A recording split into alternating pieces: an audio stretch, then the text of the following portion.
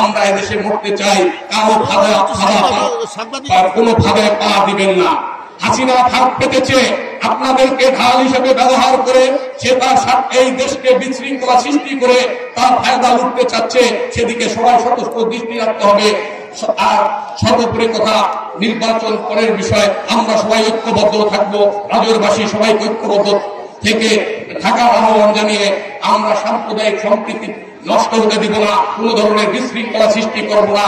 যেখানে অন্যায় সেখানে প্রতিবাদ হবে, এটাই হবে আমাদের মূল মন্ত্র। অন্যায়কে আমরা জায়গা দেব না। এই বলে আমি আমার বক্তব্য শেষ করছি। বাংলাদেশ জিন্দাবাদ। শহীদ রাষ্ট্রপতি জিয়াউর রহমান অমর হোক। শহীদ দেশনেত্রী বেগম খালেদা জিয়া জিন্দাবাদ। তারুণ্যের অহংকার তারেক রহমান জিন্দাবাদ। দল থেকে যে নেতাকে আমরা সিদ্ধান্ত করেছি, আশা করি সবাই তাকে ভোট দিয়ে জয়যুক্ত করবেন।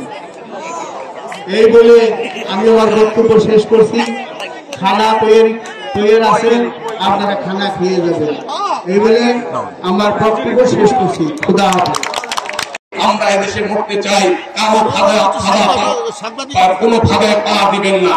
হাসিনা ফাঁক পেতেছে, আপনাদেরকে ঢাল হিসেবে ব্যবহার করে সে তার এই দেশকে বিশৃঙ্খলা সৃষ্টি করে তার ফায়দা লুটতে চাচ্ছে। সেদিকে সবাই সতর্ক দৃষ্টি রাখতে হবে। আর সর্বোপরি কথা, নির্বাচন করার বিষয়ে আমরা সবাই ঐক্যবদ্ধ থাকবো। রাজৌরবাসী সবাই ঐক্যবদ্ধ থেকে থাকার আহ্বান জানিয়ে আমরা সাম্প্রদায়িক সম্প্রীতি নষ্ট হতে দিব না, কোন ধরনের বিশৃঙ্খলা সৃষ্টি করব না। যেখানে অন্যায় সেখানে প্রতিবাদ হবে, এটাই হবে আমাদের মূল মন্ত্র। অন্যায়কে আমরা জায়গা দেব না। এই বলে আমি আমার বক্তব্য শেষ করছি। নতুন নির্বাচন দেওয়া হলো, আমার নতুন প্রার্থী দেওয়া হলো। নির্বাচনী নির্বাচন সে তাকে কি পেয়েছেন?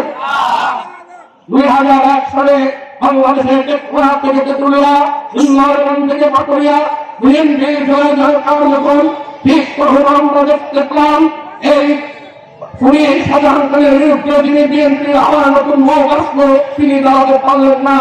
এক প্রকারে যে বিনা নির্বাচনে জয়ী হয়ে গেল।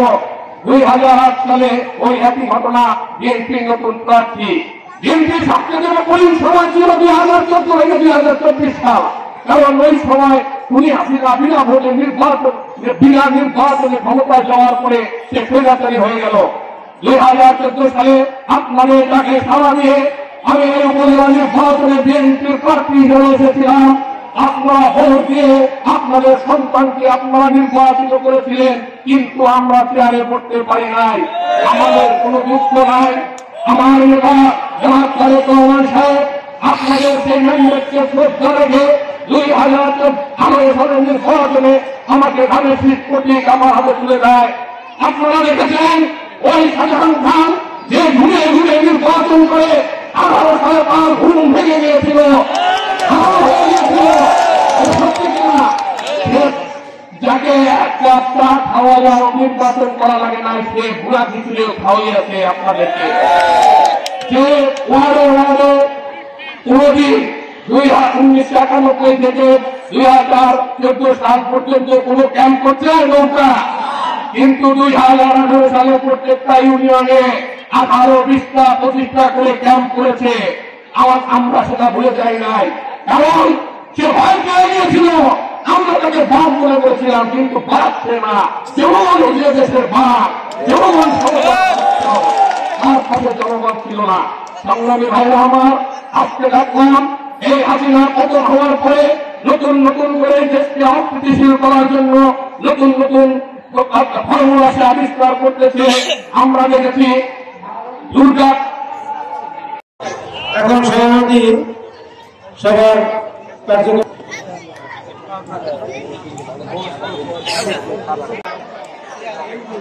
আজকে অনেক কথা আসছিল, সেই কথা বলার সুযোগ আর পাইলাম না।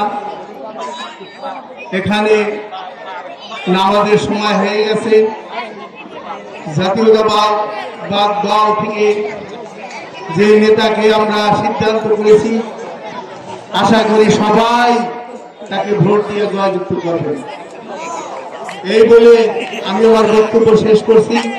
খানা তৈরি আছে, আপনারা খানা খেয়ে যাবেন। এই বলে আমার বক্তব্য শেষ করছি। খুদা হাফেজ।